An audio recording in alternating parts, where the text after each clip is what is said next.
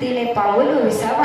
कारण का जसं महाराज एखादं कार्य आमच्या हातामध्ये असावं. मुलीचं लग्न ठरत नव्हतं बराच प्रयत्न केला. मुलीचं लग्न ठरलं. परिणाम असा झाला आई वडिलांना वाटलं एकदा का मुलगीचं लग्न झालं की महाराज मी निवांत झालो.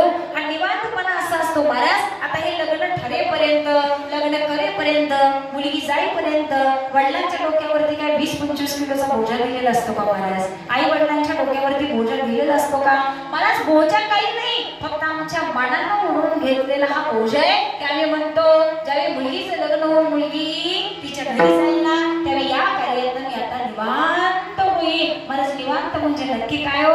निश्चिंत होईल म्हणजे नक्की काय? हा सगळा मनाचा खेळ आहे. म्हणून महाराज परमार्थ असं सांगतो हे मन या परमार्थात इतकं महत्वाचं आहे. आयुष्यात जीवन जगताना महाराज या मनाला फक्त सांभाळा. दोन मायबाप दोन व्यक्ती होते. एक चूक झाली होती, दोघांना शिक्षा देण्यात आली आणि ही शिक्षा अशी होती की उद्या तुम्हाला 2 सर्प सोडले जातील आणि सर्पांच्या दंशानं तुमचा उद्या मृत्यू होईल. महाराज ते दोन्ही अपराधी सर्वांच्या समोर होते. या दोन्ही अपराध्यांच्या मनावर एकच बिंबलं की उद्या आता आपण मरणार. कशाने मरणार?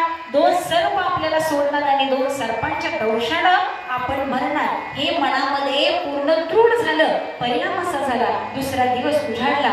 दोन्ही अपराध्यांना समोर आणण्यात आलं. ते दोन्ही अपराधी मायबाप डोळ्याला पट्टी बांधून दोघे जण समोर उभा केले आणि दोघे जण समोर येऊन हातात फक्त 2 टाचण्या होत्या महाराज आणि या 2 टाचण्या दोघांच्या पायाला टोचल्या. परिणाम असा झाला मला सर्पाने दोष न करता नुसत्या टाचण्याच्या टोचण्याने दोघांचा मृत्यू झाला. हे कशामुळं? मनावरती बिंबलं होतं की उद्या आपल्याला सर्पदंश होणार. मनामध्ये इतका सर्पदंशाचा आणि इतका सर्पाचा मायबाप चित्तात वातावरण तयार झालं की उद्या आपण जाणार. त्यामुळे सारी टाचणी टोचली तरी ते सर्प म्हणून स्वीकारावं आणि माझा मृत्यू लोकांना निघून जावं. मायबाप हा परिणाम आहे मनाचा. म्हणून हे मन इतकं श्रेष्ठ आहे ना, त्याला सुंदर जपा, त्याला सुंदर ठेवा, मनाला सुंदर सगळं दाखवा आणि या शुद्ध चित्तामध्ये फक्त देवाचं भजन नामस्मरण संकीर्तन येऊ द्या आणि प्रपंच करत करत परमार्थ करा. तुम्हाला कुणीही सांगितलं नाही की संसार सोडा आणि देव विठ्ठल करत बसा. मला जबाबदारी आणि कर्तव्य हे आपल्या मानव देहाचं पहिलं कर्तव्य म्हणावं लागेल. ज्यानं जबाबदारी सुंदर पाळली मला तो परमार्थ सुद्धा सुंदर करू शकतो. पण त्यापेक्षा आधी जबाबदारीतच पडू नका. आणि हे माझ्या समर्थ रामदास स्वामींना कळालं. म्हणून महाराज लग्ना शुभ मंगल सावधान म्हणले तसे महाराज लग्नात धूम ठोकली. आपल्यातले किती समर्थ रामदास स्वामी आहेत महाराज धूम ठोकणारे?